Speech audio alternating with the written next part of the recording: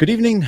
Welcome to episode 137, titled "Should We Grab the Parachute?" A common phrase that Oscar likes to use for those of you who tune in. We have a lot to cover today. Hold on, let me bring Kenny into the picture here. Today you have myself, as always, Mike, Oscar, and Kenny to complete the trio for today. I'll start with you, Oscar. How are you? I'm great. Been a beautiful You day. can tell on his tone of voice and his face. Kenny, how are you? We're doing good. Trying to stay positive here, but I know it's kind of hard. So it's been a tough day. We'll move past it. First time this season, so Right. always a first for everything, right? Today we will talk about Benfica 1, Porto 2 on Friday, the start of this frustrating 4 or 5 day cycle. We'll then talk about today's frustrating defeat at home in the first leg of the quarterfinals of the Champions League against Inter Milan. And we'll also talk about how this may impact the league. We're now 7 points ahead instead of 10. We could have been 10. We could have been 13. Instead, we're now 7. And as we all know, pressure starts to mount. Things start to get tricky. And one little banana peel could really throw everything awry. So keep the parachute close. You never know when you're going to need it. For those of you who are tuning in, we got Angelo Barroso. Oscar, you got your family tuning in. We got Rui Marques. Good evening, guys, from Rui. O Benfica está a precisar de abanão. Nós hoje é que fomos abanados na sexta-feira. So join the conversation. Leave your comments. Leave your thoughts. I know we started a few minutes early than we had expected, but join the conversation. As always, please make this interactive. There's a lot to cover. There's a lot. I'm sure there's going to be a variety of different opinions, thoughts. So let us know what you're thinking.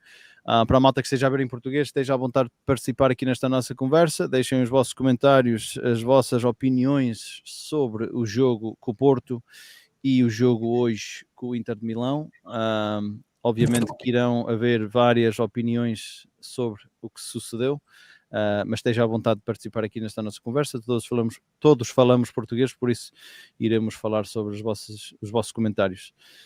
Gentlemen, Porto comes to our house again and gets a win. It just seems like no matter what the situation, what the circumstance is, we always seem to find a way to be inferior to a team who, in my opinion, is inferior to ours on paper. But the difference being is that what counts is what happens on the field, and we didn't make it count. We started with the expected 11, as has been the case. Vlaco Dimos, Grimaldo, Otamendi, Tony, Ba, Auschnes, Chiquinho, Florentino, João Mário, Gonçalo Ramos, and Rafa. Ba comes out early with an injury that's going to keep him out 3 to 4 weeks, which we'll talk about. Oscar, I'll start with you. I know that we talked about it on Friday. You and I were very much of the opinion that we can't come out flat. We have to come out and show some sort of authority and some sort of passion and grit out of the gates, because we knew that's how they were going to come out. They're down 10 points. They need a result in this game. Only the victory matters. And sure enough, they came out passive. What are your thoughts here? I mean, you're asking a person probably that has been saying the same thing when it comes to Porto over and over again. And I feel like I'm a pessimist. I feel like I don't believe in my team and all that, but it's a fact. And then you guys say, don't look at the history because the history is the past and futures are what counts. But history speaks for itself. Porto, and now Benfica is starting to lose, is a laughing stock for Porto and their fans, because they're used to coming to our house and celebrating. They that's what they do, and that's what I'm most like. If I was a player playing for Benfica, I'll be scared to play Porto, because it's almost like a fear they instill, they put in us, and that we can't get rid of, we can't shake off. And we showed it on at home. And I was talking to you guys on the chat. If this was the other way around, Porto would never in a million years allow Benfica to go to their home and basically put the Campeonato in risk. Porto would never allow it. And Porto did what they had to do. They came in, and what they don't show with skill, they show with garra, and that's one thing Benfica lacks. Garra. They don't. They just. It's like a man. I don't know how to kind of like. I have like, all right. Think of a girl in high school, right? Right. And think Oh, of boy, here we go. the dickhead guy that she keeps going back to, right? When she has all the nice guys in the world. Benfica is that fucking that girl that always gets fucked by the same guy, and he treats her like shit, and they go back to it and just kiss the ass, right? And the other all the nice guys Benfica beats up on. The girl beats up on, like treats them like shit. That's what it is. Benfica is a fucking girl that gets beat up by the asshole Porto. That's my analogy of this situation. That's a good comparison right there. Kenny, what was your take of this game? Yeah, look, it was disappointing. I thought, we all had a lot of expectations and hopes going into the match. We did talk about it last game. We had to, match the intensity that we knew that they were going to come into the match with, and we didn't. We not just we didn't just, the first 15 minutes or so. Like, it was literally the entire game. I don't know how, and you would think Porto kind of would, take its foot off the gas a little bit, or they would slow down in the second half. And, they fought the entire game until they took the lead. And we just looked flat the entire match. So totally disappointing. It's the same story, song and dance again with these type of matches at home. We had a good opportunity to really put it away. And yeah, we didn't show up. So I mean, there's nothing else to it. We literally didn't show up for the game. And let's before we move on, let's also talk about Roger, right? And talk about the subs. Like, during this game, we were lacking intensity. We were lacking anything going forward. And what sub does he make? He makes the same obvious sub that he makes all the time, Florentino Fernandes, right? And then that's it. That's like, we waste all this fucking money on players that he requested, that he got, right? For what? We paid 20 million for these young guys that the lead goal scorer in Norway or the Denmark, whatever the hell they were. To what? They don't have potential to play in Benfica, come in on a game where we're losing, we needed to attack. That's 20 million we spent on these guys. So what is up with this? Like, are they investing this kind of money for 2 years down the line? Like, what's going on? And then obviously putting Musa for Rafa at the 87th minute. What's that going to give us when we're losing the game? Like, not give the guy enough time to kind of come back and score a few goals for us. To me, like, I think he needs to get. I have no idea what's going on with Roger. Well, we'll get to him in the game for today. But I wanted to ask you guys this question, and I spoke about it at length with Jean-Marie Medal. Which is Benfica coming into this game up 10 points, Porto coming into this game down 10 points, knowing that a defeat or really even a draw makes things even more complicated. But a defeat almost, while mathematically no, it almost puts the title away. And his take of it was Benfica was never going to come into this game, given the situation, with the same intensity and the same drive that Porto would come into it, given the two different situations that they are in. Do you guys see it that way? No, and I'll tell you why I don't see it that way. Because we did it when we were up 7 points 3 years ago with Lage. Same situation happened. We're up 7 points, and we needed, in that situation, Porto needed to win, and they won. And 7 points would have put us a 4 point. So those situations basically are the same. And Benfica should remember that situation for not to let it happen this time, and it did let it happen again. No, I agree. I agree. I don't think we should have that mentality, right? Like Oscar said, we've lost campeonatos this way, and no lead is a safe lead. So, it's just I would hate to think that that's the mentality that we have going into it. this Porto game should mean more than anything else. Like, no matter the lead, and clearly we didn't go in with that mentality, and it's frustrating to see because, like I said, we had a really good opportunity to really put it away, and now it's going to be a grind. I mean, I'm not one to think that like the season is lost, but yeah, I mean, it makes it, you're going to have to think about it now. Like there's some matchups that could swing it. But I do have the faith that we'll turn it around and we'll end up sealing the deal for the league. So we'll talk about the impact of the 7-point lead shortly, but we talked about this on Friday, which is, I think we can all agree, or it seems to be the case where some sort of mental block. There's something there mentally, and for me, right, like when you go into a game with your biggest rival at home, 10-point lead, and you basically have your foot on their throat and have the ability to basically put an end to it there at home in front of your fans on a Friday afternoon or Friday evening match on a holiday, right? So the stadium's packed to the rafters, and you have the opportunity to basically put them out of their misery at the beginning of April with essentially like a month and a half of league to play. And regardless of the mental blocks that we've seen in our lifetime, I mean, we've seen a shit ton of them, right? Like if we go back and look at how many times Benfica and Porto have played in our lifetime and how many times we've won, the numbers are very low, right? But like, given the situation we were in, if there was a time to surpass that mental block or whatever the hell it is, I feel like it was this time, right? Like you're up 10 points. There's very little to no pressure there, right? Go out, enjoy yourself, and fucking put an end to them.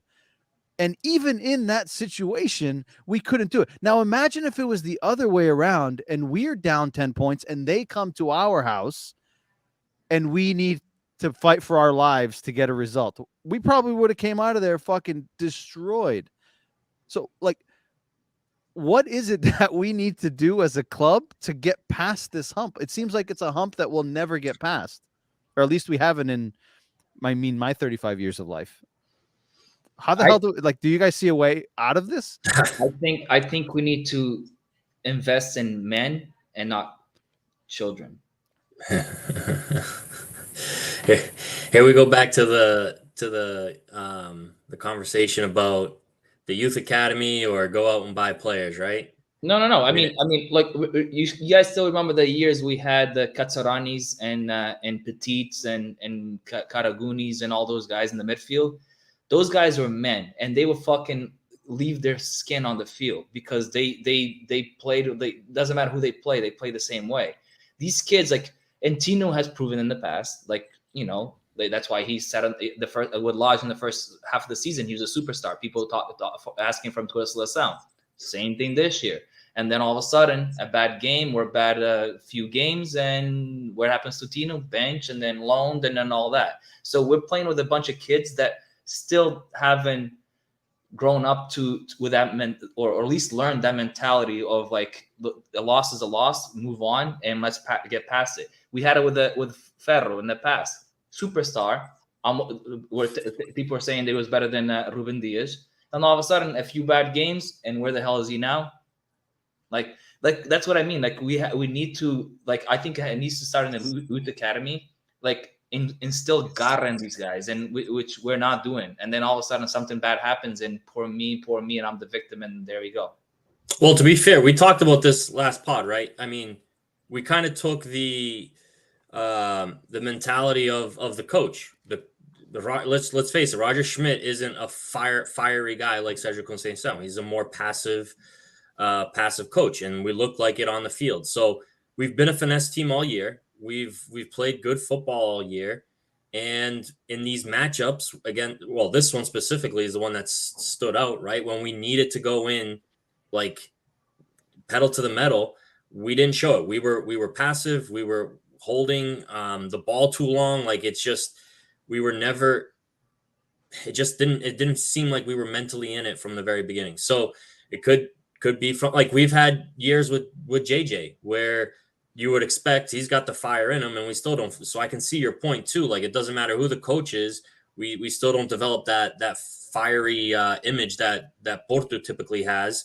So I don't know where it comes from. I mean, it's just there's definitely a mental block there that's holding us back against Porto, and I don't know how to get over it. I mean, we've dealt with it for a long time. I mean, let's not forget we did go into Porto and we beat them there, right? So Correct. that's not. I mean, you could. I mean, we might be like overplaying this a little bit because we did do like we just got the points that we lost the points that we earned there. But with all circumstances, with the 10-point lead and literally a chance to really put it away, that's what's most disappointing. And with a 1-0 lead in the game. With a 1-0, which seemed kind of came out of nowhere. Correct, came out of nowhere. We were leading without deserving to lead. I mean, but our still, first shot on target officially.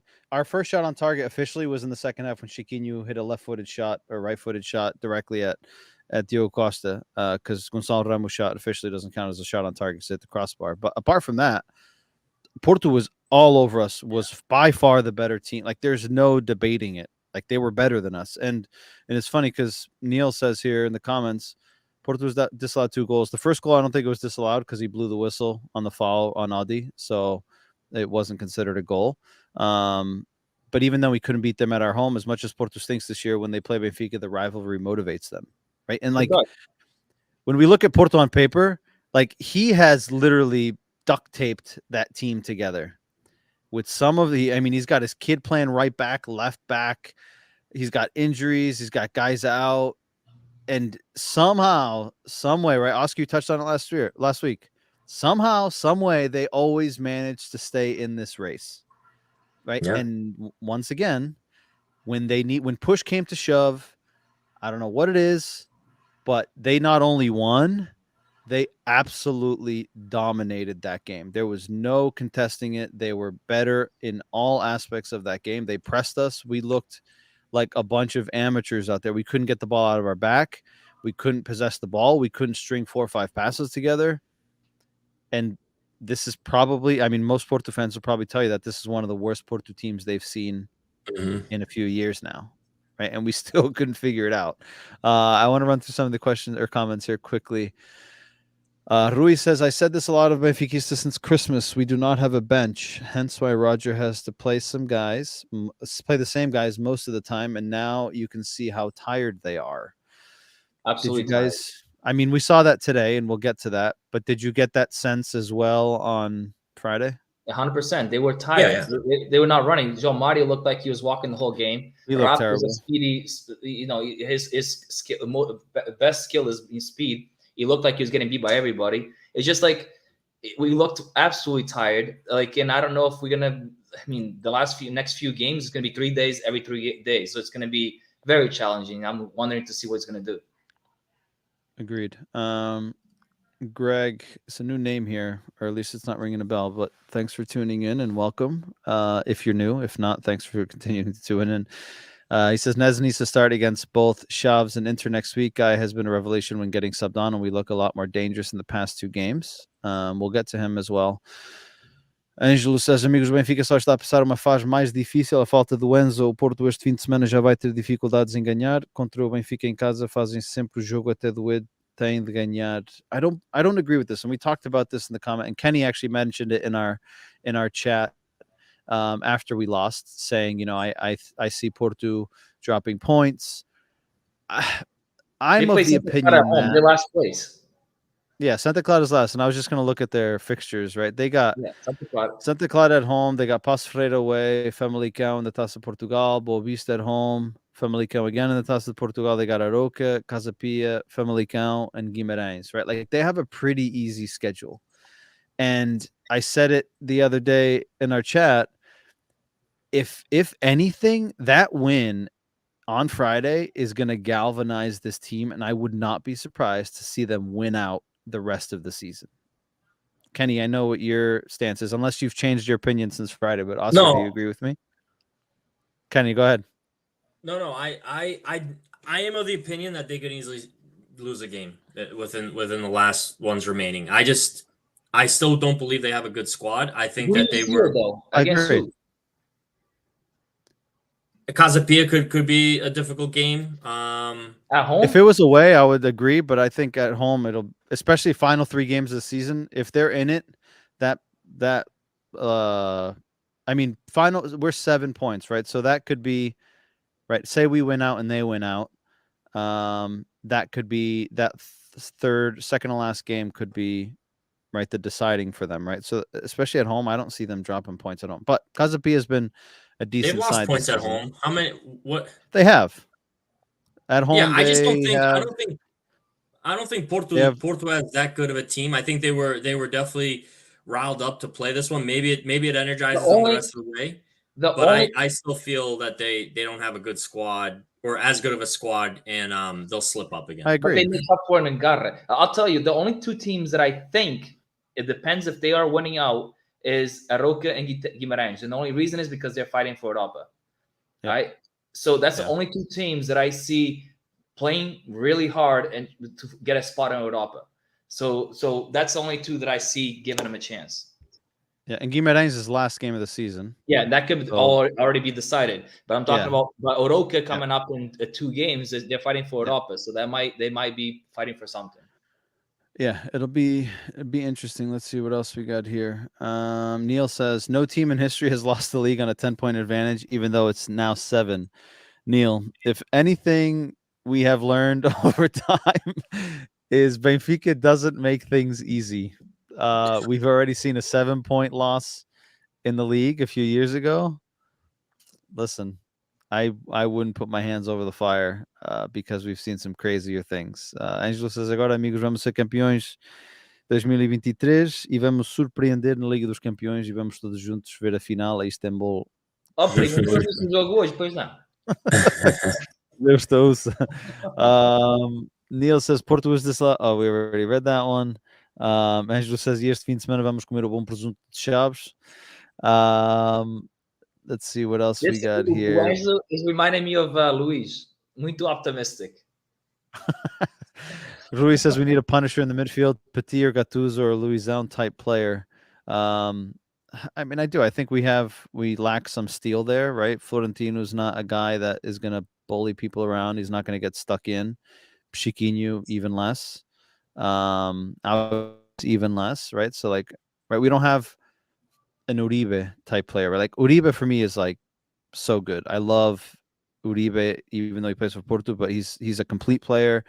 Gets in the box, he gets stuck into tackles, he's got good feet, good vision, can occupy space well, and we don't have that complete package of a guy that's going to stamp his authority and say, listen, I'm here, you're going to have to either run through me or go around me.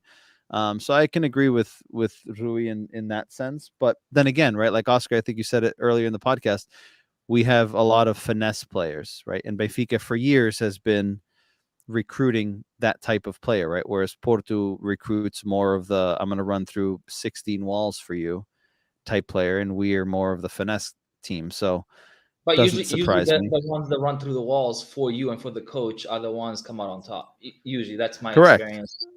Typically, especially in games like because, this. In games like this, Yes. 100%. Yeah. Ângelo says a culpa foi dos ovos de Páscoa e o borrego ficaram cheios. Ficaram. Neil says Bacalhau brothers need to get more minutes. It's time to give our guys a rest and rotate the squad. São novos. Correm, caralho. Yeah, I mean, there's a lot of questions there. I know that there's a lot for us to cover on the game today, but I want to ask you guys this. With 7 points gap that we have, we now go away to Chaves, which is going to be an interesting match. So Chaves currently is 11th. They're way safe of the relegation zone, so there's no worries there. They basically are comfortable. They've secured their presence in the league or the first division next year, right? So they don't have anything to lose. In terms of their form, they've only won 2 of their last 5. They just tied 0-0 to Gil Vicente. I think it was yesterday. They lost a tough game at home against Braga last weekend. I actually watched that. Chaves had their chances. Kenny, I'll start with you. What's your confidence level in terms of Benfica being able to hold on to this? And when we look at their schedule, Benfica's got Chaves, they got Inter away, Estoril at home, Gil Vicente away, Braga at home, Portimonense away, Sporting away, and we end with Santa Clara at home, who's fighting for their lives in the relegation battle. By that time, I don't know, they might already be relegated. They may, or they may still be in. We don't know.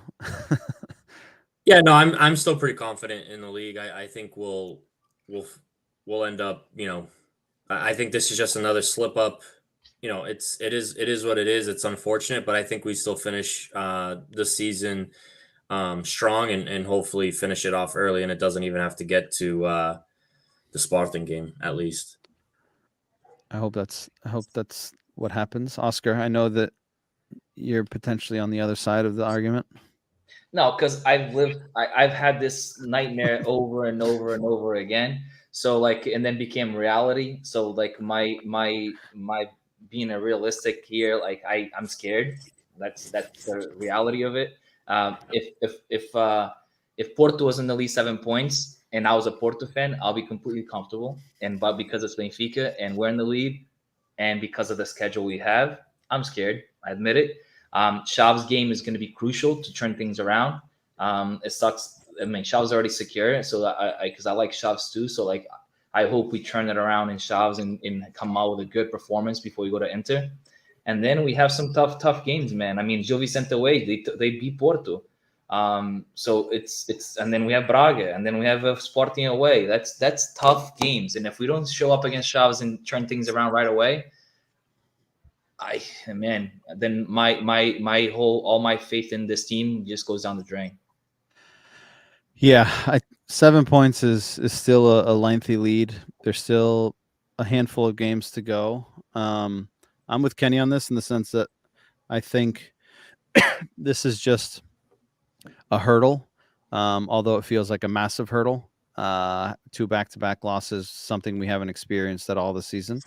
In total, right, I know that and we'll get into it, but it's easy to feel like the sky is falling.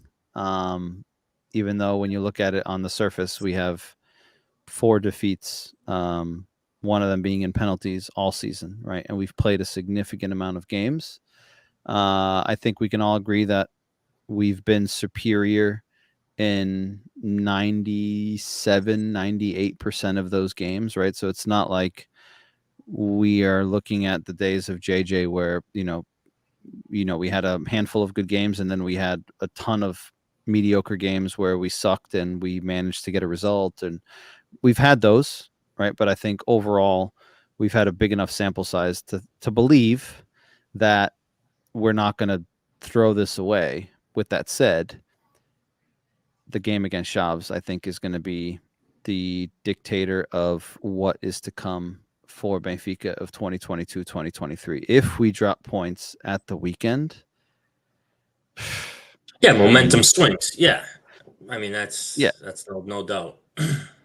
Yeah. So I think, and the thing is, if we drop points now, the pressure is on these guys, and this is where it shows how ready they are for this kind of stage, right?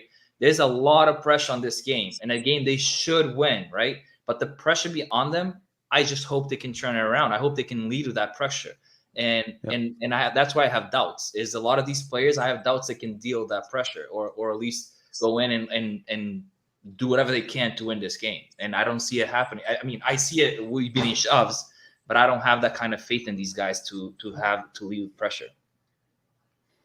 Yeah, it'll be definitely a good test, not just for the players, but also for the manager. See how we bounce back. And the leaders on the team. I mean, they have to take some responsibility too, right? I mean, we've talked great about João Mario. I mean, I know Otamendi was out today, but João Mario's going through a phase right now of kind of like what we saw last year. Like he had that little lull period. I mean, I hope it's tired legs. We know that these guys are tired. They're playing every single game, but they gotta fight through it. I mean, we have a lot still to play for and to achieve. So the leaders on the team have to step up. I agree. For those of you tuning in, I dropped a link in the comments section, so you should be able to see it on at least on Facebook, Twitch, and YouTube. I don't think it'll come across on Twitter, but use that link if you want to jump in. We got space for one more at least at a time, and we can let us know your thoughts. You can join us with just your audio, or you can do video as well. If not, if you're shy, you can continue to chat in the comments. That's fine as well. But if you want to jump in and chat with us quickly, please do. Quickly run through some of these comments. Neil says, Shavs won't be easy. Canadian Benfica legend Steven Vittorio always makes life difficult when playing Benfica. Greg says, need to switch out some guys. Need Neds and Geds in there. Let some guys get rest before the second leg. Dave says, Neil, he makes life difficult for everyone. Don't just say it's Benfica. They're a tough team. Referring to Steven Vittoria. Greg says we just need to win this weekend and it changes the mentality again, like we've dealt with throughout the season with regards to the international break. And Angelo says, um abraço a todos e Benfica. Do you guys have a man of the match for this game against Porto? I'll tell you, goal point rating has Otamendi at 6.7 and Ba at 6.1 is the second highest. Him and Chiquinho, and Ba played all of 15 minutes. Yeah, I mean, there wasn't to find a man of the match here. There wasn't really a man of the match in this. It was the only one that showed Garra was Otamendi, and I think it's the only one I would even give some kind of man of the match. I agree. Yeah, it was definitely a tough one to swallow or to pick one player to stand out. So I agree with you guys. But yeah, I didn't see who. Well, obviously the man of the match would have been picked for the Porto side. I didn't see who it was. I'm assuming it was probably Taremi.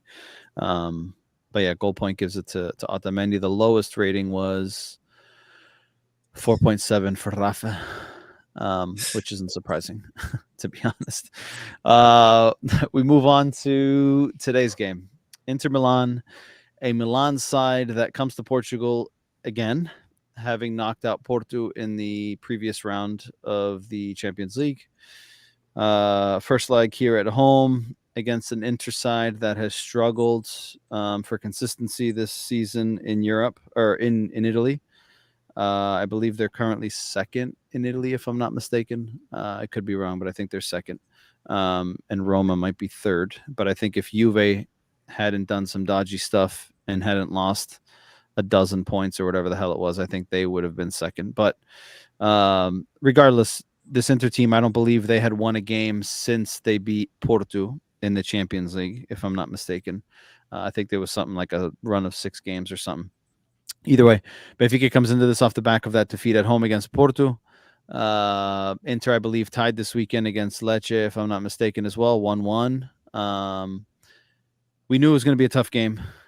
On paper, I've said it for a long time, way before we got selected against Inter Milan. For those of you who watch and follow, I'm of the opinion that this Inter team is the best team in Italy on paper, squad-wise. They have depth. I mean, they had no Çalhanoğlu today, right? Mkhitaryan steps up. Lukaku's on the bench. They just have an abundance of quality players. They got Gozens, who I'm sure all of us Portuguese people remember him torching us in an international competition for Germany not too long ago. Right. So, I mean, they have an abundance of players that, we don't have, right? We don't have that bench, like someone mentioned in the comments here. But the truth is that I don't think that we expected, again, to see the performance that we saw or lack thereof. Kenny, I'll start with you on this one. How do you interpret today's game against the performance? Yeah, today, I mean, I think we all expected them to kind of Benfica to respond to the loss against Porto and come in strong. Again, another home game to make a mark and get build up that momentum again. And we came out flat, and it was frustrating to see. I personally did not think Inter looked that dangerous. I know that we might have not created as many clear opportunities, but I thought we had, 2 clear chances on the goal line that were, defended away. One in the first half, one in the second half. But I didn't think Inter did enough to win the game. They just, those 2, I don't know, defending wise, we looked bad on that behind Grimaldo. Both goals essentially came from the same play. And it was just a tough loss. Tough pill to swallow at home. going now to Inter, 2-0. Thank God that the away goals don't matter anymore, but still it's an uphill battle. Frustrating again, but it's Inter. These games aren't easy. We're just gonna have to do our best, and see what see if we can pull out a 2-0 over there and take it to overtime. Let's hope. Gonçalo says porque não estavam a falar em português.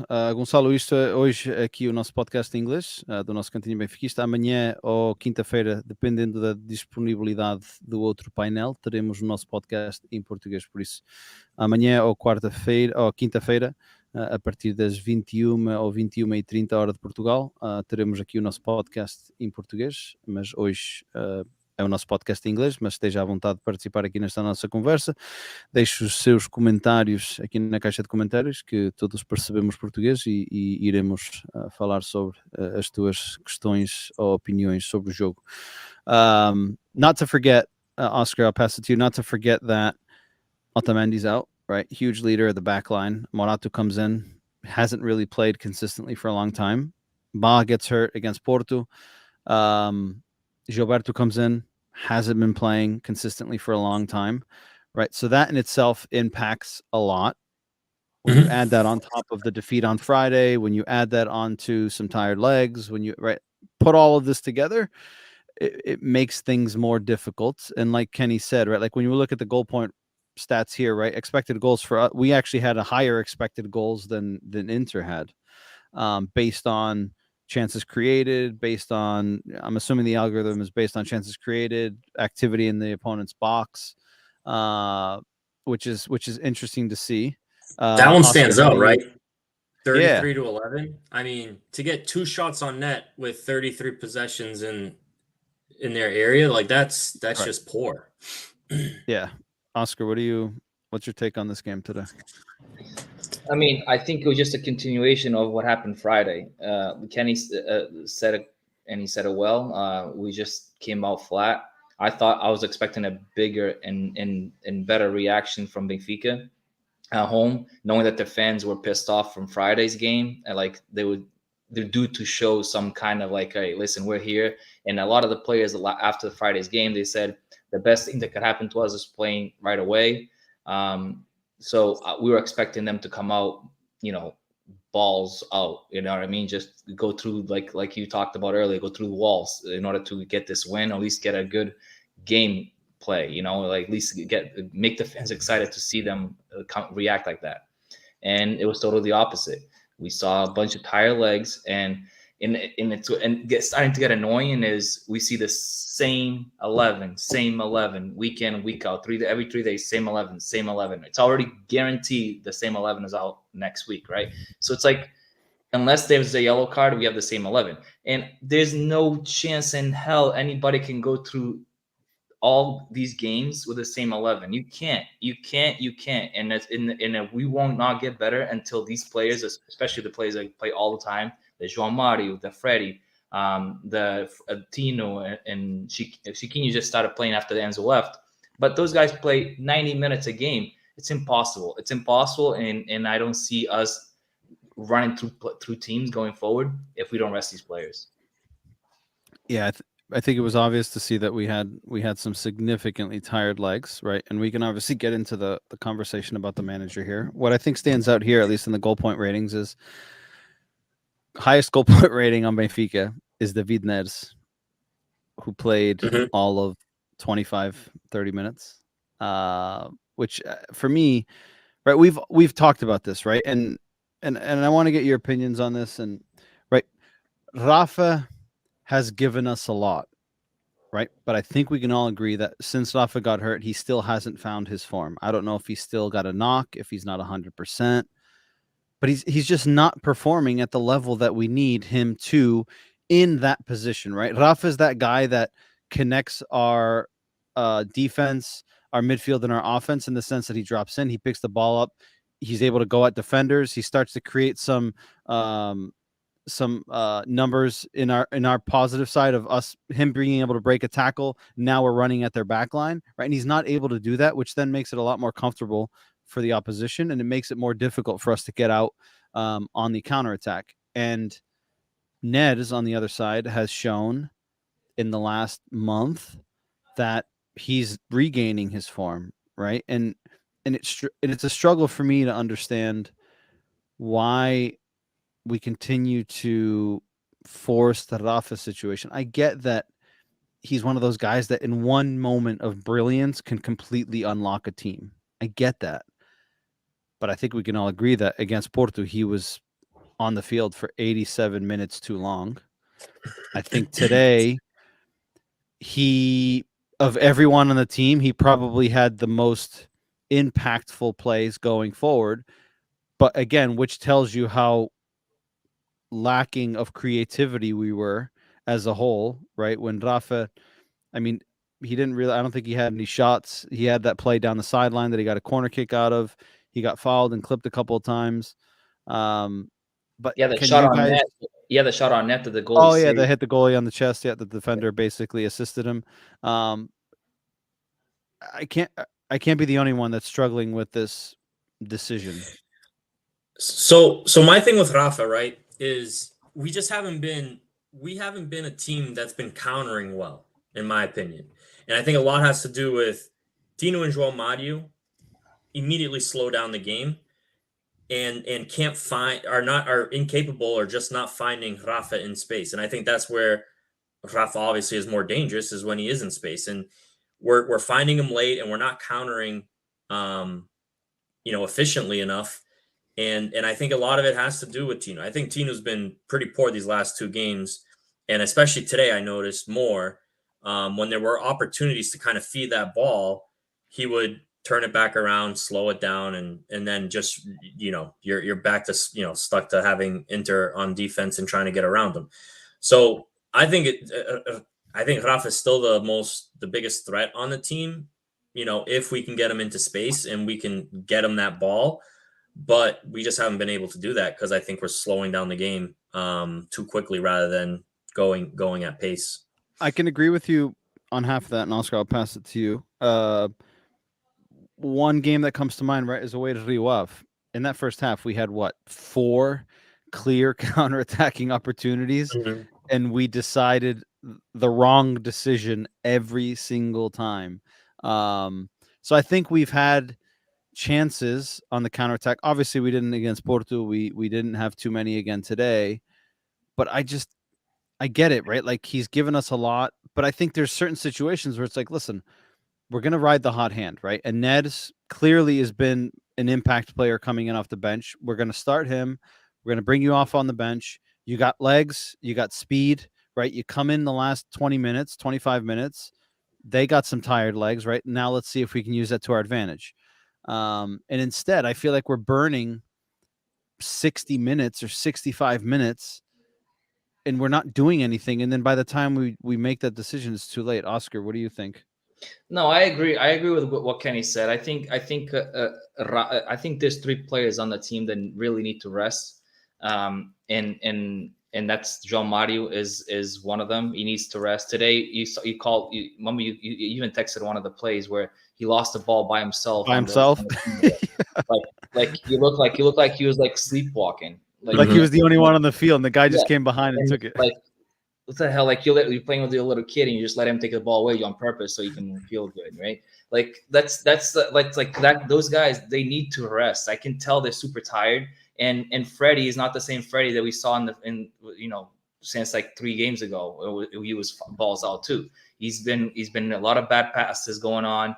João Mario is non-existing. Tino, I see what Kenny's saying, but a lot has to do with Tino slowing the ball down and kind of circling back around. Is because these guys are not getting open fast enough like they used to. Like these guys are just like, I saw today, so many yellow and the reds were like hiding behind the yellows. And the same thing against Porto. I saw a lot of blues and the reds were hiding behind the blues. I'm like, and before I used to see all the triangles, open passes, triangles, up and down the field, and guys getting there quick, recovering quick, pressuring high. And I'm not seeing there anymore. And I think that has to do with the tired legs. Roger has to get it right. He has to get it right because this is the crucial part of the season that we need to get this right. I agree. We got So Mike, I would just say the other thing. Hold on. We got a guest in the backstage. We got Fabio. I'm gonna bring him on. just with audio. Fábio, não sei se queres falar em português or in English, but Fábio, can you hear us? Yes, Hey, I can. Fabio. Hey, how you doing, guys? Hey, Good, Fabio. good. How are you? What's Thanks going for on, calling in. Hey, it's the first time I'm coming on, and I just saw you guys went live. I just want to give my input on this last 2 games. Yeah, let's hear it. Versus Porto and Inter Milan.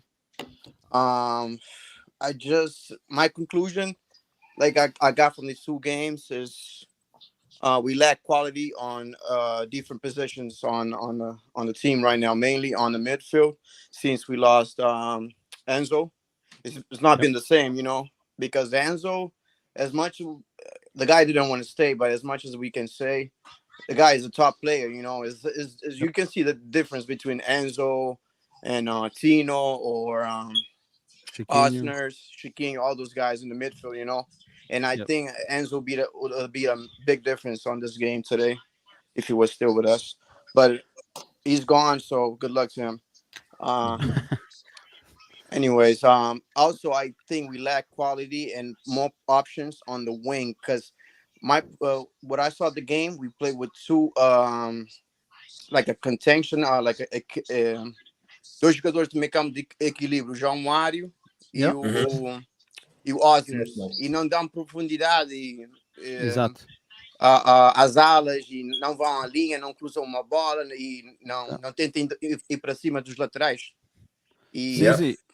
E eu acho que da maneira que o Inter Milan joga com 3 centrais e 2 extremos abertos, acho que dificultou muito o jogo do Benfica nas aulas, porque o Gilberto não é o Bá, o Gilberto não tem a profundidade que o Bá tem, e o Grimaldo esteve com muitas dificuldades com o Varela daquele lado, e o Dumfries encontrou-se muitas vezes ali 2 contra 1 daquele lado. Sim, os laterais de Marco e como é que se chama? Outro Dumfries projetavam e os centrais abriam aí na defesa e jogavam. E o que eu estou a pensar é que da maneira que estamos a jogar, estamos muito dependentes dos nossos laterais para chegar ao fundo. O Grimaldo e o Gilberto é o que é. Que pena, perdemos o gajo, o Bá, por lesão. Mas pode ser uma lesão muito difícil para a equipa. Quero-te fazer uma pergunta antes de saíres. Faço 2 perguntas. Achas que o Benfica que temos visto esta época, não digo o Benfica de hoje ou o Benfica de sexta-feira, mas o Benfica que nos tem acostumado a exibições exuberantes esta época, achas que o Benfica tem capacidades de ir ao Giuseppe Meazza e virar o resultado com o regresso do Otamendi, que é um pilar na equipa? E depois coloco-te a pergunta sobre o campeonato, perdendo 3 pontos com o Porto e ainda estando a 7 de vantagem, achas que o Benfica conseguirá segurar o título? Relativamente à Champions, a segunda mão aí em Giuseppe Meazza, honestamente acho que vai ser muito difícil, porque aqui as equipas italianas já têm 2 golos de vantagem, vão para aí defender e contra-atacar-nos. E vai ser muito difícil ali, porque é difícil analisar o Benfica em todo, porque temos um Benfica antes Enzo e um depois do Enzo, porque continuamos a ganhar os jogos, mas a equipa jogou diferente e é um antes e um depois do Enzo. E a mim, eu gosto do antes de Enzo. Sim, antes do Enzo sair.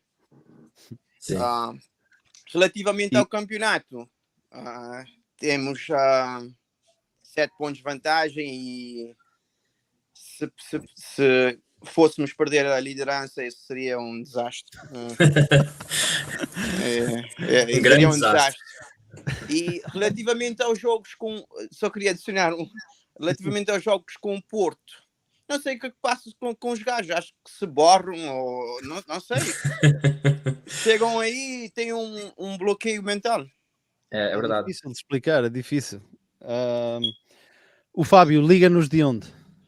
Boston, Massachusetts.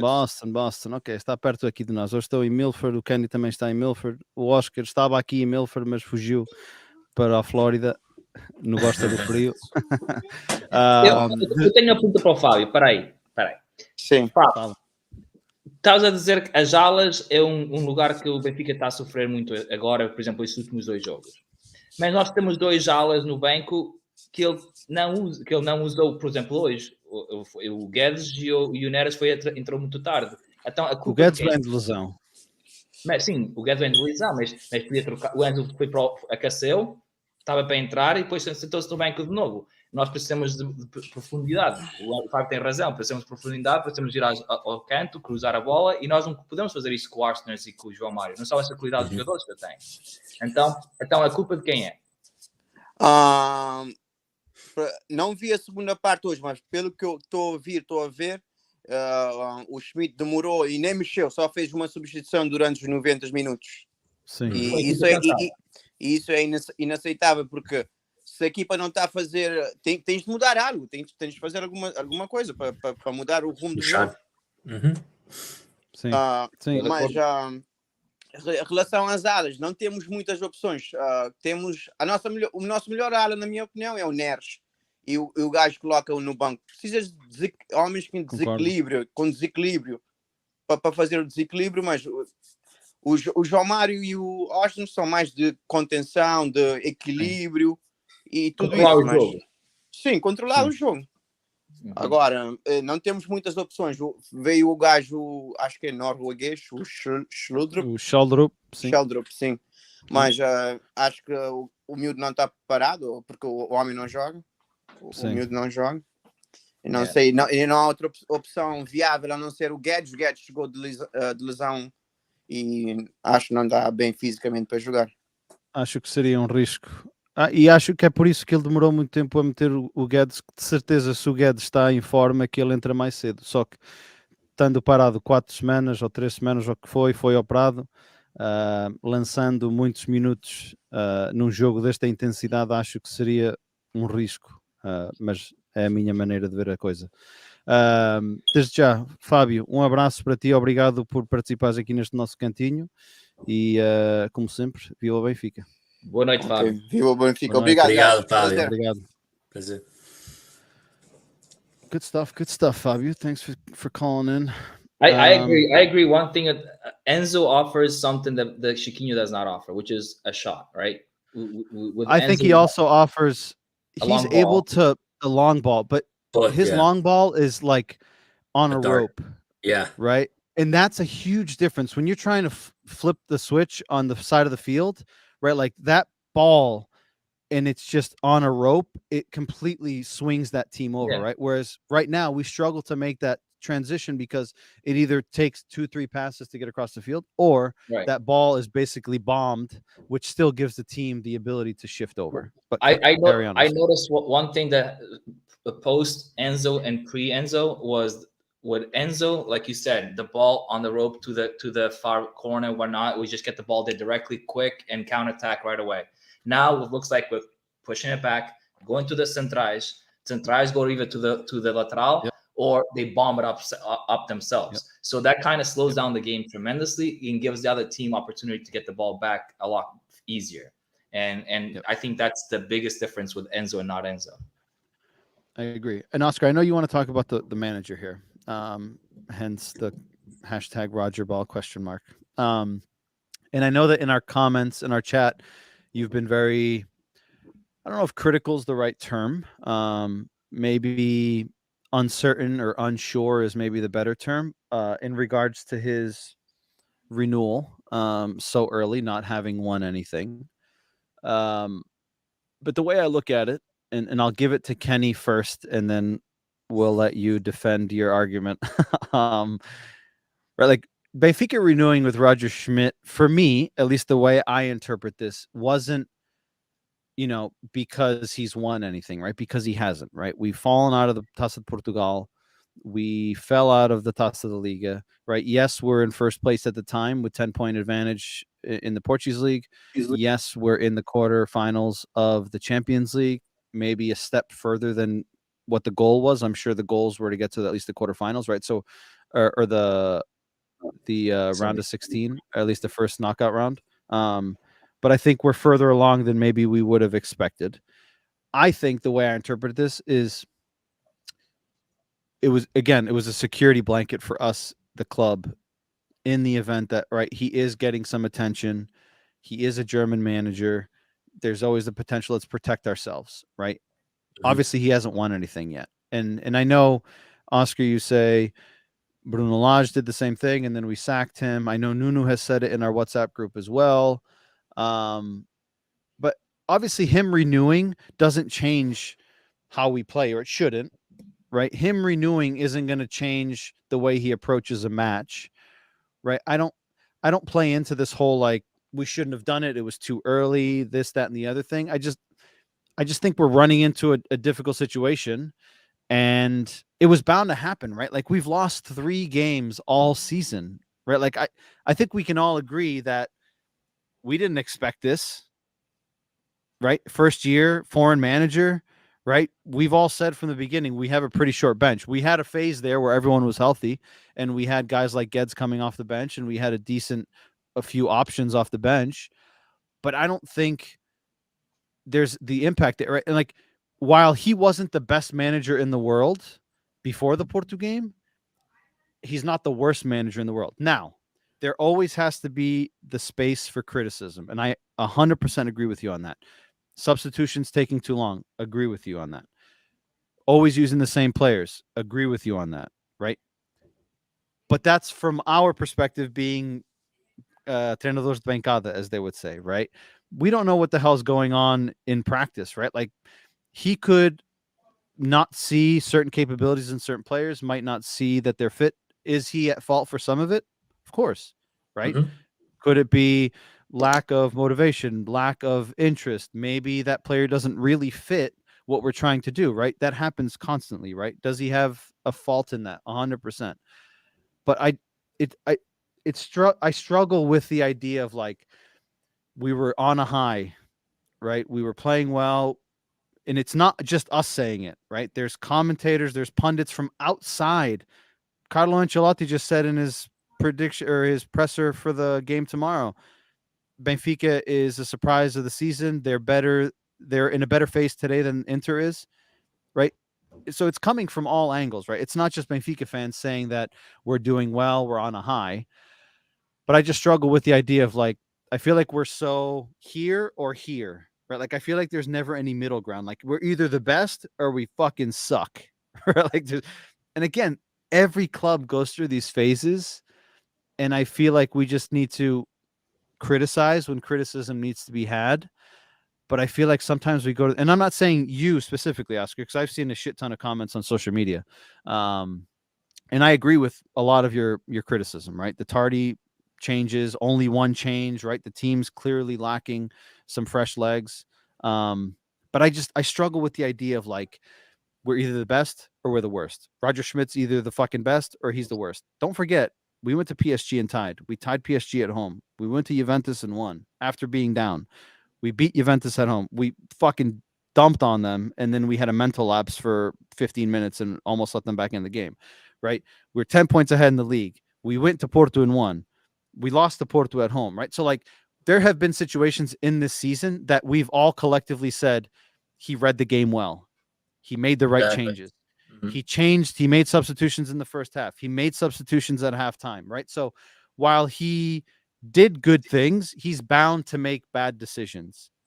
My interpretation is he seems almost like a deer in headlights. At least today he felt like a deer in headlights and seemed to be lost for options and didn't seem to know what the hell he needed to do to unlock this game. But yeah, I just struggle with the whole, it's either 0 or 100. There's no middle ground. Kenny, I'm going to pass it to you. And then we'll let Oscar defend himself. Yeah, and we can let Oscar defend it, but because I agree with you. I think the renewal was more of a protection for the club, knowing where we were at that moment, right? It's a lot easier to look at it now and be like, oh, well, we just lost 2 in a row. Now the season's in trouble. Champions League's not looking so good. But at the moment, it was more of a let's protect what we have going on here in case. So it's a lot easier to look at it after the fact and criticize. And we've been on here multiple times, and even I've said it, right? Like, don't fix what's not broke, right? The team was flying. Hey, this 11 is the the 11 that seems to be working, keep riding it. Don't change it up. Don't complicate it. And yeah, at the end of the day, you have to be able to read these games and read these moments. We're looking at it after the fact, so it's easy to criticize. But I do agree that these last two games, there has been some sort of like some questionable calls from the manager, especially today. I like Fabio was saying, inexcusable to just make one sub in this game. I mean, you didn't even. I mean, there was no. We didn't stand a chance, and there were no changes to even put us back into contention. So, definitely worthy of questioning the manager. But I am giving a little bit more rope and not choking the manager just yet. All right, Oscar, the floor is yours. All right. So listen, I've come here before and I've said, Rogers changed my mind, but the season is long. The season is only not only 20 jornadas. The season is 30 something jornadas that he has to play, 34. right? 34. So he needs to play or plan for the whole season. Maybe he's not used to playing in 4 competitions in a year with the teams he's played with because he hasn't won much. What's he won in his career? And that's when we were signing him. That's one question I asked him. Like, he's a coach that's coming estrangeiro, hasn't won really much. Wasn't champions in anywhere that he was coaching. So he was coming out of like Leverkusen. Back in he's never made it this far, but yeah, he was Champions League with Leverkusen. Right. But then like he was playing, I think he was a PSV coach, right? Like before us. Yes. Yep. Yeah. And he ball just like the Benfica is playing right now, but not winning shit, right? Yep. So that's was my scare. Now Benfica was playing great, and I give him credit for it, but maybe his mistake is can he trusts this 11 and he wants to ride him out, and that's where I started questioning him. I'm like, you can't ride it at 11 through a whole season of 34 jornadas. You can't. That's not going to happen on any team. You see, Man City has like players like the 2 different teams. I know they have a lot more. Well, they have different resources, right? Deep pockets, but almost never team. You see, Porto is like rotates players once in a while, and they have less resources than we do. Okay, so for them to we need to save these legs, and that's why maybe he does good for 20, 24 jornadas, and then I'll struggle the rest. And maybe that's his history. I don't know. So therefore, my question is there a possibility last week or 2 weeks ago before we renewed with him that we could have lost it all? Yes, there is. All right. There is. I'm not saying that the chances are great, but there's a possibility. Then we haven't won shit. Okay. So why go out of our way to renew the guy until 2026 that we haven't won shit? Now it pans out that, hey, we might be out of the Champions League. We might let Porto catch up. And if that happens, what happens? Do we fire him? Or do you ride it out? But do you... I think he still gets another season. Well, 100%. But then we go back to the Jorge Jesus situation. And then if next season starts like Lage did, when Lage lost 7-point lead, and then we kept him there, we had to get rid of him. And good thing that he didn't have a salary like Roger probably does. But we had to pay Jorge Jesus when we fired him. JJ was making more. Yeah, we had to pay Jorge Jesus. So that's what my concern was. If he had won the Campeonato already, and we're still in the Champions League semifinals or whatnot, we got 13 points against Porto, then I get it. Okay, the Campeonato's not going to go anywhere. At least that's a taça that we already win. Now we can renew it with him, secure him, because he's already won us something. But without winning anything, to me, it was just it was just too premature. But I'm going to ask you this, right? And I get what you're saying, right? Like whether we did it 2 weeks ago or whether we did it in 2 weeks from now. Well, the price goes up. Correct. So what I was going to say is, right, at that time, Benfica was 10 points clear. Benfica was getting ready to go into the quarterfinals of the Champions League, playing good football. We had only lost 1 league game against Braga. We had lost to Braga in the Taça de Portugal. We had 13 games unbeaten in Europe, which was the record until today. Let's say that, again, it's easier to look back, but let's say that he beats Porto, takes 13-point gap, right, and gets a win today against Inter, and we haven't renewed. Now that price tag goes up, right? And let's say we wait to the end of the season Now he's got interest, right? And I get he has a contract with Benfica, Wait, but what do again, you mean we price have no tag goes protection. up? His interest goes up. There's more interest in him, right? Right, If he, and then that means he won't renew with Benfica if there's interest out there. Well, maybe maybe he you asked don't for more know. salary. Correct. Maybe he asks for more salary. Maybe there's more people knocking on his door. Again, I get it, right? Like I don't think that's I don't think that's a case of, well, if he beats Porto and then that's 13 points right there, then I see a reason to renew with him before the Inter's game today. okay. All right. But without beating Porto and then, the chances of getting knocked out of Champions League, I think that's really risky, because now we have him until 2026. And if we lose it all, we have to pay him out. So but I'll look on the other side. If Benfica still wins the title, right, and say we get knocked out in this round and Benfica wins the Portuguese league, are you that upset by the renewal? No, I'm not. But then he has won something, and that's fine. If he wins something, if he gets me the title, then I understand the renewal. But he hasn't won. He won a zero. Correct. But if we try to renew at the end of the season, having won the title and made it to the quarterfinals of the Champions League, again, I think it gives him more of the upper hand on the negotiation, even though he has 1 year. But he has a contract with us still until 2024, 2020, whatever that is, 2024. Right? Right. So he has a contract with us, and if he, according to his presses, he loves working in Benfica. He loves the city. But Oscar, Enzo loves Benfica too. Get that, but wait until these two crucial games, which we knew was coming up. The two crucial games. It could have gone the other way. We could have won them both, and then you'll be like, "Oh, listen, I am too good for Benfica, so I need more money." If he did that, then I don't want him at Benfica. I get it, right? And again, it's easier to look back in retrospect, right? Having lost against Porto and having lost the game today. I think that he's shown us enough in the large amount of games that he has managed that he is someone that could create something very powerful here at the club. I think his personality, the way he comes across, I think with a little bit more depth, I think that he could really do damage, at least in the Portuguese league, right? And to think about what he's accomplished in Europe against some of the opposition that we've gone up against, I think is impressive. Again, even just going 13 games without, this is our first loss in the Champions League this season. We're in April. Yeah. Right. We've played a lot of games. Another thing, we praised him and the Direção Benfica for cleaning house in the winter, right? And a lot of those players are playing pretty well where they went to on loan, right?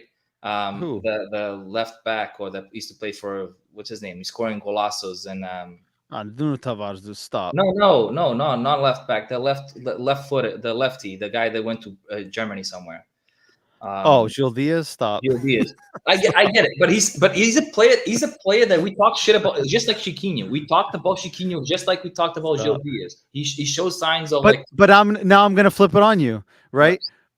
Who's to credit for Chiquinho's development? Who's for credit? I'll tell you who. Enzo Levin. Oh my God, dude! Do you think? Chiquinho didn't even start on Braga, dude. I know, but I have Chiquinho. I'll tell you, if Chiquinho did good in Turkey, he was playing really well in Turkey. God on you, dude. It's a fact. Pizzi did good in Turkey too for fucking Başakşehir, dude. Pizzi didn't start in Turkey. You're gonna tell me that you can't. You're gonna tell me that you can't credit Roger Schmidt and his coaching staff for what Chiquinho has turned into this season. I get he wouldn't have played if Enzo's there naturally, and Enzo's obviously better. Cut on you. I get it. You're going to tell me that. You're going to tell me that what Chiquinho has turned into, Roger Schmidt has no hand in that. Roger's done that with a lot of these guys. No, 100%. No, he done, but he didn't have any. He didn't have any other option once Enzo left. Right? You had to play Chiquinho there. Wait. That's not true. He kept him around. You can play Auschwitz there. He kept him around. He played Arsenal there, and it didn't work out. They played better with Chiquinho there. Chiquinho has proved himself. But the thing is, like, you can give credit. You can give credit to Roger for Chiquinho. It's fine. I'll give him credit too for Chiquinho playing well there now. But the thing is, you probably wouldn't be at Benfica right now if Enzo doesn't leave. You'd probably be loaned out just like the other guys. Of course, but obviously I get it. Enzo's better than him. He's not going to play. right? And Yeah, but Chiquinho didn't want to leave. Chiquinho at the beginning of the season, or towards the first few games of the season, the first half of the season, era carta fora do baralho. You know what that means? Yes, That means yes. he was dispensable. So if Roger believed in him, he wouldn't be dispensable. Com caralho. Well, he's But the four. He's the yeah, because of the depth you had on there, right? So you had Correct. Auschwitz, you had Enzo, you had so he was like the Florentino, fourth. you had yeah, João Neves, right. right? Like, So are you going to take more of a chance on a João Neves or a Chiquinho if you have the option with Enzo there? if he was and truly not Auschwitz. an option, he would have gone. He would have been loaned out too. And he And they didn't want to would've just leave. brought someone else in. Chiquinho said he wanted to stay. He didn't want to get loaned. Right. But again, I get it. If Enzo stays, Chiquinho doesn't smell the field very often. We know that. Because another thing is because he always plays the same 11. So Enzo would have been Correct. tired out right now. But again, Chiquinho wasn't a starter on Braga, right? He couldn't start on And Braga. probably has a better midfielder than we do. And Enzo left. No, Chiquinho, disagree with me. What? The Braga doesn't have a better midfielder than we do right now. Midfield? Yeah, midfield. The midfield. I would say they have a more complete midfield. 100%. Okay, so it's a better midfield. 100%. I would agree with that. They have Rasic, or whatever the hell his name is, Almozrati, Orta. Yeah, they have a better midfield than we do. I agree. Yeah. I agree with that. But again, I think it's absurd to not be able to say, again, Enzo stayed and Enzo was the next in line or Enzo left and Chiquinho was the next in line because he left. Now, we can all sit here and agree that if somebody told you at the beginning of the season that Chiquinho was going to be a regular starter after Christmas on Benfica, we all would have said he's not good enough. And you have praised Chiquinho, as we have as well, time and time again, since Enzo left. And if we can't say that Roger Schmidt has figured something out to get maybe more out of him than what he's worth, I mean, then we're obviously being naive, because I don't think, I'm going to be completely honest, I don't think Chiquinho is that good. I think he's performing today at a level that's far superior than the player he is, because they figured out some way to make it work. But I think once he comes back down to reality, I think he'll become an average player, as he has been his entire career. I think really his only standout was at Moreirense, when we sold him to Moreirense, and he was a good player there. Then he's bounced around. He never really grabbed hold of his position at Benfica. He went on loan. He went to Braga. He wasn't a regular. He came back. He was going to be a carta fora do baralho because Enzo was there, right? So I think he's an average player. We've just figured out how to make it work. And somebody in the comments here, Rui says, I think Gilberto and Chiquinho are not players for Benfica. My honest opinion. I think if Benfica has depth and they have a full squad, I don't think, and I think we all just agree that Chiquinho doesn't see the field. I think that, I mean, right now I disagree. I think right now he's been our best midfielder. For this, I just said that, but what I'm saying is who's to blame for that, or who gets a lot of the recognition for that? No, that's fine. You always have to put it on the coach for putting him in there and for figuring out like what's his best situation. I get it. You put it on the coach, but he's limited on options there. And putting Arsenal there is the only other option. But he likes to play the Jean, like Fabio said, he likes to play the Jean Mario and Arsenal, which is similar players on the side to help on the midfield and be in the wings. So he likes that kind of system. But other than that, what do you put? Neves? You don't think? And that's. Go ahead, Kenny. No, I was just gonna say. So, like, let's just take it to the end of the season, and they reinvest in the team. You don't think that they're going to be looking for depth? They should be. Yeah, and that's essentially going to push Chiquinho back to the down again. On the new player that they get. If they get an Enzo, if they get a star like that can come in and start right away. Benfica can't go get a player for the midfield that isn't better than Chiquinho. Like that has to be the bar, right? Like we need someone that's going to come in and be able to grab hold of that position. We can't go buy a player to be on the bench and Chiquinho be our regular starter. Like, let's be honest, right? Like if we want to compete, we need a better quality, right? Like the drop off from quality from Enzo to Chiquinho is drastic in reality. No, right. I get it. Now I have a question for you guys. So we saw these last two games and we saw that something is off, right? Something is off. something is not connecting. The offense is not connecting right now, and all that. Does he change something on the lineup against Chaves, or should he? I think he should. I think he should. I think he should. But then again, it comes down to the depth, right? So we don't have that many options. We've talked about that. We have but- Neres and Guedes, which are the wingers, which completely change the game compared to Mario and Arsenis. That's total different gameplay. So I agree. I think if Guedes is fit, Guedes should get a start. And Neres too, right? So who do you leave out? And this time you changed out the whole game plan because now Tino has to be out. Tino is out, so that means Arsenal's going to go in there. Yeah. Right. So you have Arsens and Chiquinho playing the midfield, and then I would give Rafa a break. I would give João Mario a break. I would do that too. I would say between those two, but I think. Go ahead, Kenny. I was just gonna say I still think like Rafa, like we need some speed, right? We need some speed on anywhere on the field, and I think Rafa is really it. I think João Mario is slow. We've talked about this. Neres is a good one-on-one player, but he also doesn't have the same pace as Rafa does, and I still think you need some speed on the field, and Rafa is that speed, even if he's. But if Guedes starts, you have that speed. If who? Yeah, but it's better to have it on both wings. Correct, but then you unbalance the team. How? Because Guedes and Rafa aren't going to defend the same way that Auschwitz and João Mario defend. Let's be honest, right? They're playing wide, but you have Neres. Yeah, but you're playing at Chaves. Yeah. I get you're playing at Chaves. Chaves is going to be playing deep. I mean, if that's what I'm thinking of the gameplay, they're going to be playing deep. We need guys that can break their back line or with speed. It has to be with speed because if not, then we're not going to get out of. But a guy like Rafa is not going to have that space, right? Like because we're not going to be defending so much, right? So like a Guedes, he's trickier in tight spaces. A Neres, trickier in tight spaces. But Rafa's not going to come back and pick the ball up before our midfield and be able to break that tackle and run at them, right? Because Chaves is naturally going to sit deeper, right? So when Rafa's getting that ball, he's going to be closer to their 18-yard box and isn't going to have that space to turn and go, right? So if there's a game that I would say is a chance to give someone a break, I would say Rafa would be the best bet if Guedes and Neres can start because you still have that creativity, you still have that pace. João Mario still gives you that secure possession, that ball movement, that vision, that goal scoring potential. And it gives Rafa an opportunity to maybe come in the final 20 minutes and take a break.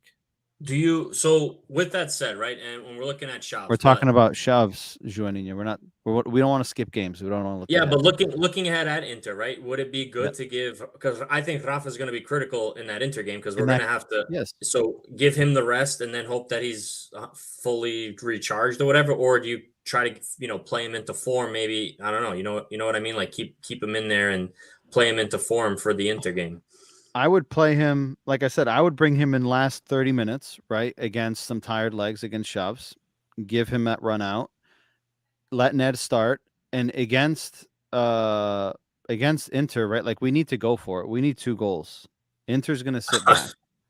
Right? You got to throw the whole thing at them. Correct. Yeah, so, you got to throw all the speed at them. If that's right, like if there's a game that we could put a Neds and a Rafa and a Guedes, right, like that's the game.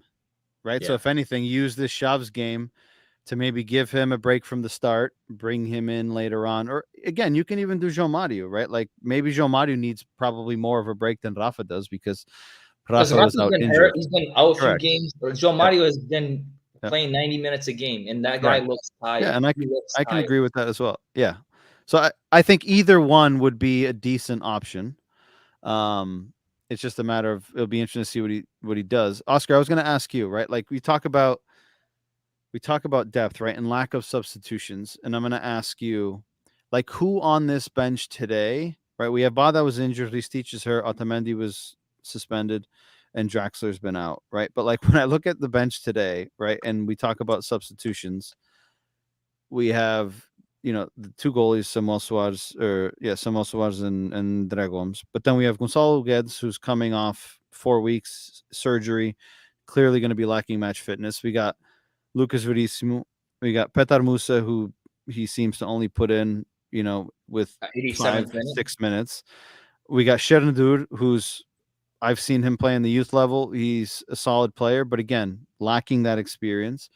João Neves, who again we've seen glimpses of, but this is a completely different situation, right? It's different going in a game in a Champions League and you're winning, different coming in a Champions League and needing to make a difference. Rodriguez, I don't even know who the hell this is. I think he's from the B team. Rafael Rodriguez, yeah. Shelderup, Tankstead, and Jean Thomas, right? So, like, when you look down the bench, and again, everyone has a fault in this, right? The lack of depth, some injuries, some suspensions. But when you look down that bench, there's not a lot. Who the hell do you look at that's going to come in and move, make some drastic waves in the game? Well, the way we were playing, and obviously we needed speed. So Neres was the choice there. I don't know how good Guedes is recovering wise, because he warmed up and he was ready to come in and then he sit down again. So I don't know how well he was playing. If he's on the bench and he's there to help the team, then he's ready, right? That's my opinion. I agree. So waiting until the 87th minute when they were almost, he didn't even come in.